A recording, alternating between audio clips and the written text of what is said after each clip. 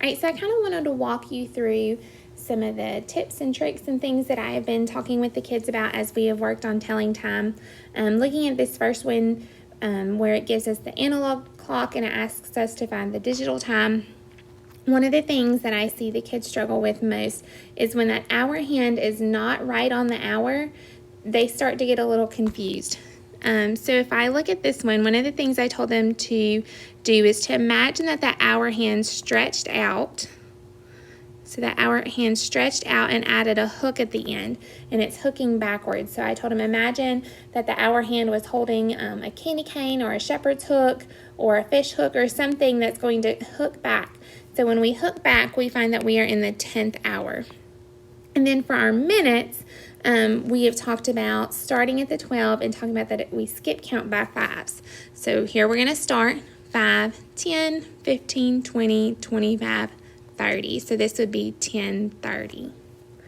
They do really well for the most part when it is right on the hour. So they do a good job of recognizing, oh, that's pointing to the 4, and I know that my 12 is o'clock. So they do well with those. It's just mostly those ones where it's between the two numbers, which at the moment we've only gotten to the hour and half hour.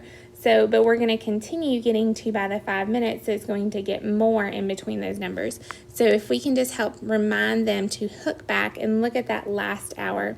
So this one would be 1, and then our minute hand again is on the 6, so it would be 1:30.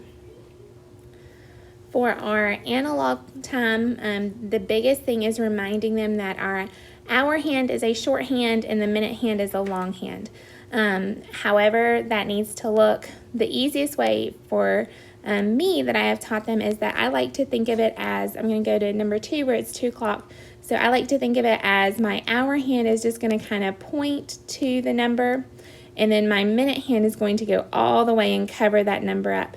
And I told them it's kind of like it's covering it up because when we go to tell our minutes, we change that from looking at it and going, oh, that's 1, 2, 3, 4 to that's 5, 10, 15, 20. So imagine it's covering it up to replace it with the number of minutes.